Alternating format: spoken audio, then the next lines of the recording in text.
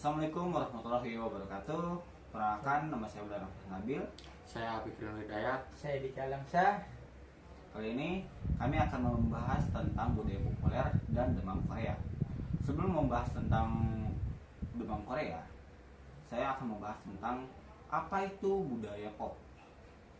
Budaya pop dalam komunikasi massa adalah bentuk budaya yang lahir dari keterkaitan dengan media massa.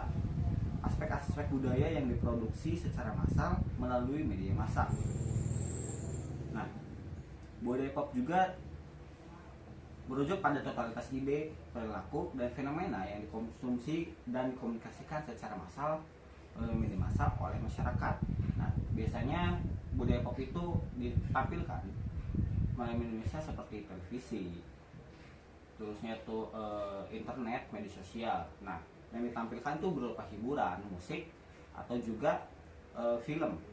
Nah, ngomong-ngomong soal budaya pop, kita akan ngebahas tentang apa sih demam Korea. Nah, demam Korea ini tuh udah terjadi di Indonesia itu di yang saya rasakan di awal tahun 2019 saat Covid terjadi.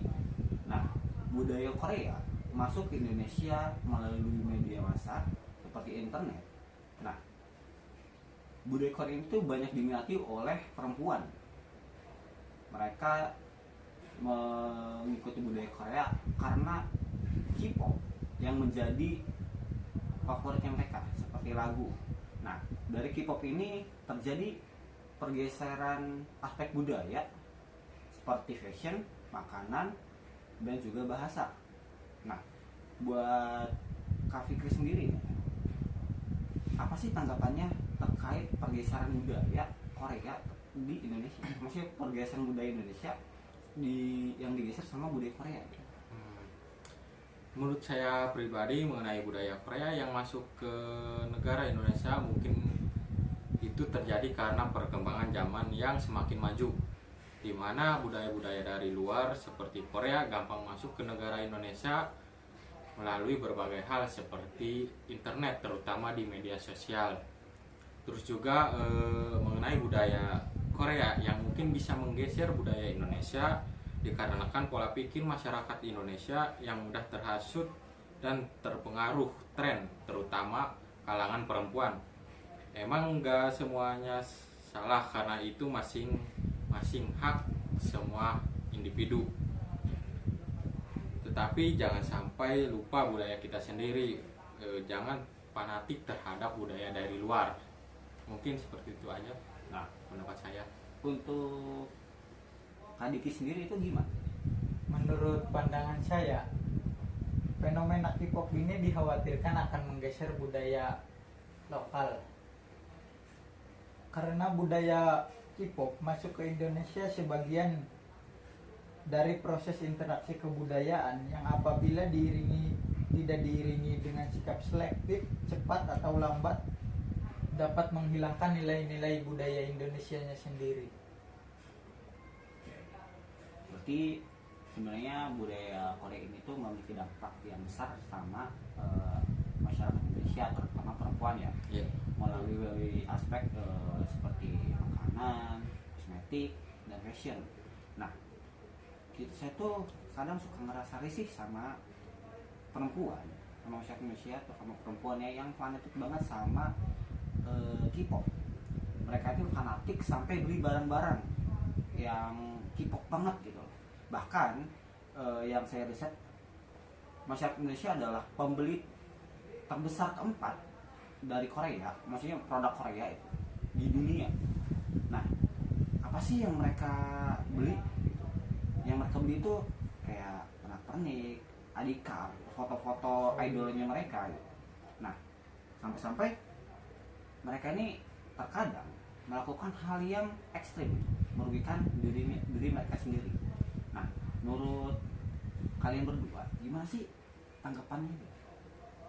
Mungkin ada beberapa faktor yang menyebabkan mereka menjadi fanatik terhadap budaya K-pop sendiri. Faktor yang pertama yaitu faktor media sosial. Media sosial juga dapat mempengaruhi kehidupan atau kepribadian sehari-hari mereka, seperti standarisasi hidup mereka yang mengikuti tren-tren atau viral yang ada di Korea yang masuk melalui media sosial, itu juga bisa mempengaruhi. Terus yang kedua, pengaruh pandemi.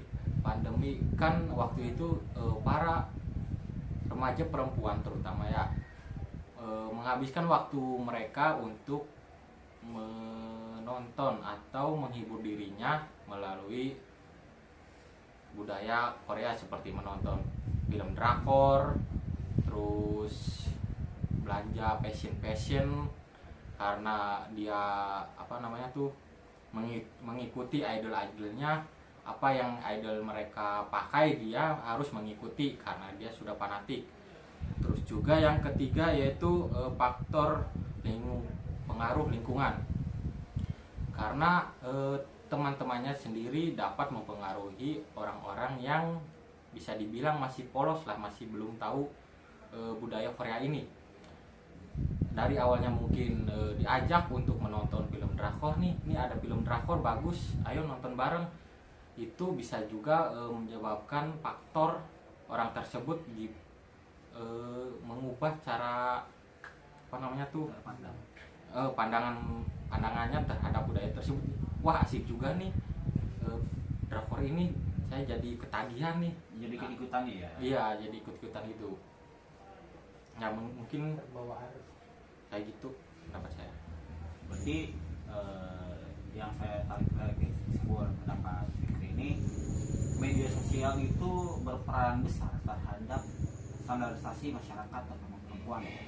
Nah, berarti sekarang tuh gimana sih caranya kita biar bisa mempertahankan budaya Indonesia agar tetap eksis, biar budaya Indonesia itu nggak kalah dari budaya Korea. Nah, untuk ketanggapan Diki ini gimana? solusi saya agar budaya Indonesia tetap eksis di masa kini hingga masa depan. Pemerintah bisa menerapkan kurikulum tentang kebudayaan. Contohnya seperti di daerah kita sendiri di Cirebon. Ada tari topeng, batik Megamendung, dan masih banyak lagi lainnya.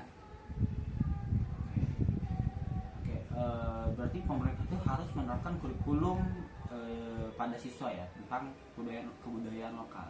Iya. Nah, yang saya tahu itu di salah